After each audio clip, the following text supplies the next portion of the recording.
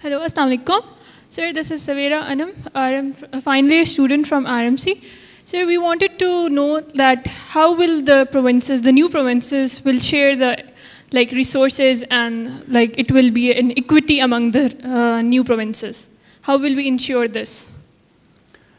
हमारे जो फॉर्चुनेटली या अनफॉर्चुनेटली 90% रिसोर्सेज जो प्रोविंसेस को मिल रहे हैं वो फेडरल गवर्नमेंट से मिल रहे हैं और वहाँ पे एक NFC अवार्ड होता है, नेशनल फाइनेंस कमीशन एक बना हुआ है जो प्रोविंसेस को के दरमियान डिवाइड करता है रिसोर्सेज को जो हमारे फेडरल रिसोर्सेज हैं।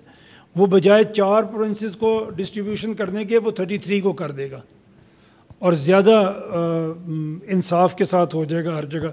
अभी हमने 5 कैपिटल सिटी किए हैं, हो सकता है चलो 33 कैपिटल सिटीज़ तो हम बना लें, अगर उससे ज़्यादा नहीं भी कुछ करते तो वो रिसोर्सेज फेडरल गवर्नमेंट दे रही हैं।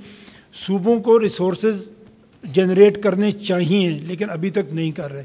वो भी एक वजह होगी कि अगर आप छोटे प्रोविंसेस बनाएं तो शायद गवर्नमेंट्स के पास टाइम ज़्यादा हो, वो ज़्यादा लोगों के करीब हों और वो रिसोर्सेज आपके लिए इकट्ठे कर सकें।